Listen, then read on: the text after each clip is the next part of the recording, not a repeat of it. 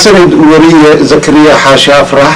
halka aad naga daawanaysaan waa Soomaali Kulan TV daawadayaal markan waxaa idinku soo socda barnaamij gaar ah oo ku saabsan waraysi aan la yeelanay mudane xildhibaan Maxamuud Geedi oo Hilowle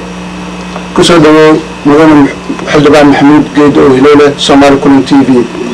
waa maasantahay waana ku dhawahay wariye Cabdikariim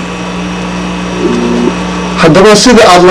la socono isqabqabsiga hay-adaha ugu sarreeya dowladda kumeel gaarka ah oo mar walba soo noqnoqda ayaan waxaan fursad u helnay in aan weydiino mid ka mid ah xildhibaanada dowladda kumeel gaarka Soomaaliya oo ah mudane xildhibaan Maxamuud Geedi oo Hilowle mudane xildhibaan sidee kula tahay khilaafka hay-adaha dowladda muxuu ku salaysan yahay bismillaahi raxmaani raxiim marka hore maxaad u xaalay ilaahay inta kadib waxaan ka amaanayaa Soomaali Kulan TV oo dhowrkii sano la soo dhaafay adeeg hagar la'aan u hayay gobolka Minnesota qaasatan magaalada Rochester marka waxaan aqrayaa sida inuu wato sidii inuu wax badan oo horumar uu sameynayo marka taawad ugu hambalyeynaya inta kadib haddaan u soo laabto wariye Cabdikariim su'aashaada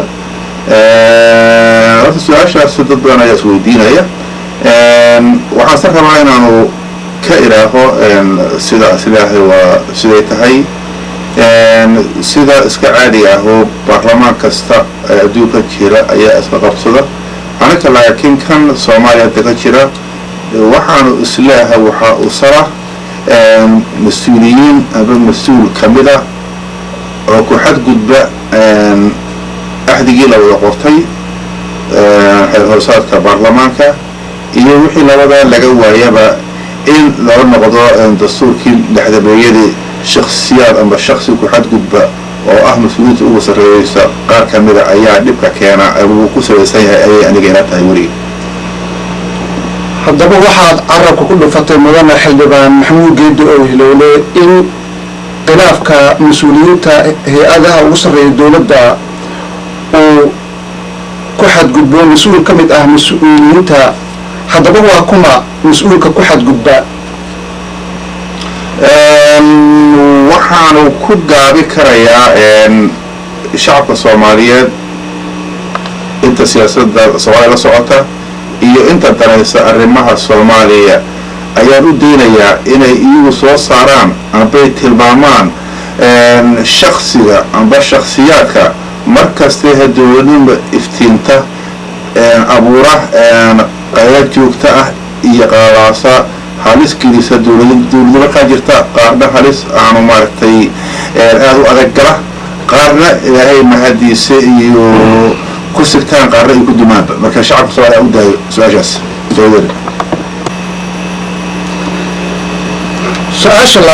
su-aasha labaad ee aan weydiiyey mudane xildhibaan Maxamuud Geedi oo Hilowle ayaa waxay tahay ma isleedahay dhibaatada waxaa door weyn ku leh 550 xildhibaan waxaa ku jira shakhsiyaad badan oo aan waxba ka aqoonin xilkooda xildhibaannimo ama aan idhaahdo dowladnimo runtii mar wada inkiri karo ma rabo inaanu qirto balse waxaanu ku leeyahay wariye haddii ciladu ay tahay 550 xildhibaan kuwa qaarkood sabab waxaan ku dhufatay ay jiraan inay qualified u ahayn ama maaragtay aqoon u lahayn duruusan xagga dowladnimada waqti badan kaa qaadi maayo anaka maahan iyo waytaa laakiin waxaanu leeyahay kaliya anagu haddana 550 muddaan soo joognay soo fadhinay waxaanu sabab badan nahay diyaar u nahay inaanu kursiga banayno oo shakhsiyaadka fursad u siino laakiin ma aha ma awoodi karno daacad kaga tegi mayne waa in la helaa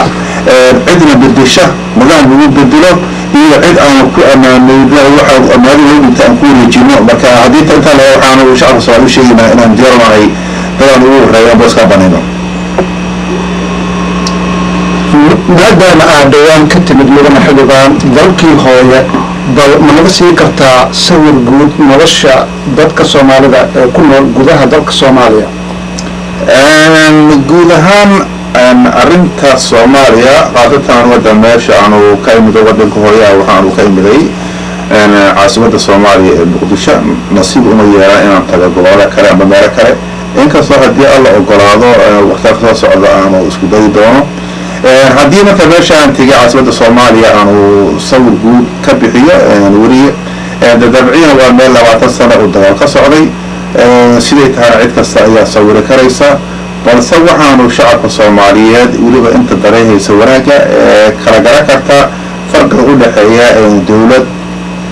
xoog leh oo dawlad jirta oo shaqaysa iyo dawlad aan u sheegayaa inkastoo cadow badan uu leeyahay inuu hadda muuqanayo iftiin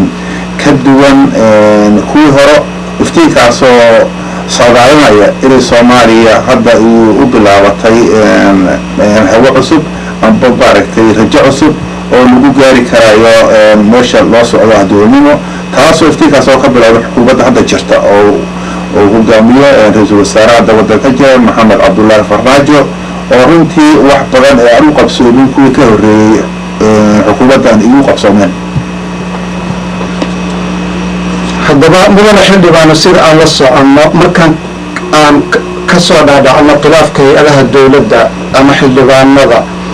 waxaa dhawaan soo baxay maamul goboleedyada dalka laga dhisaayo oo soo tiro badanayo maxay kula tahay saameynta ay ku yeelan karto dalka Soomaaliya maamul goboleedyada soo tirada badnaanayo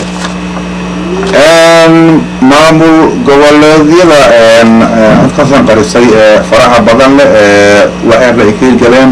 iyo kuwa fara badan oo dad ku jira anigu xaq mari inaan go'aan kama dambaysta anigu aan ka gaaro balse waxaan ku sheegayaa carqalado way jirtaa oo waxa imaanaya maalin kasta xafiisyada dawladda oo buuqla iyo warqada iyo su'aalaha jawaabka la taagan dad amba deegaanyo kale waxaan ugu rabnaa aba ismaamul goboleedyo oo taasanahay qaar ku dhahay gobol waxaan rabnaa noqono weli u istaago aqoonsado laakiin waxaan si wanaaga xukuumadda hadda jirta oo hogaamiyo sawir kugu sheegay Maxamed Cabdullaahi Farmaajo in loo sameeyo shuruudo cidii rabta inay samaysato ismaamul goboleed cidii rabta inay gobol ku dhawaado waxaa jira shuruudo looga baahan yahay cidii soo buuxisana ayaa xaq u lahaa doonta waxay maartay weydiistay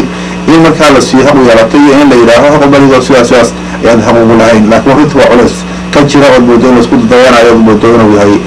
marka ku qaadanayso waxaan wax NGO kala haddaba mudane xildhibaan waxaa dhacday bilihii la soo dhaafay banaanbax lagu taageerayay xarig sidii weyn ee looga soo horjeeday xariga mudane Maxamed Umar Xabeeb Maxamed Deere oo ka dhacay gobolka Minnesota iyo meelo kale qaarkood adiguna aad dhawaan ka sii daysay waraysi BBC oo ku saabsan xariga Maxamed Deere bal wax yar nooga taataabo sidii wax u dhaceen سيا القرب كله فتحي عبد الكريم محاضر واجرتا قدومي هرجوا كبنادر إن لحري وجرتا ضدران أي جدها يدبت يفكر يعني كعرودين فلسان وعوا كقفحان قف صوب وادي كسوس سوماليات أيام لحري كريا دول حرق سيب هذا مركز وحيلاتها هي مركز القدرة جوا خمسة صوت يجودها إن waxaa laga carooday qarada keentay inay helay ugu horeyntii in iyadoon maxkamadu ku cadeyn in la yiri waa dinbile la soo qabtay la yiri tan labaad oo maaragtay laga xanaaqay amba laga carooday waxay dibadda marka sawirkiisa ah maaragtay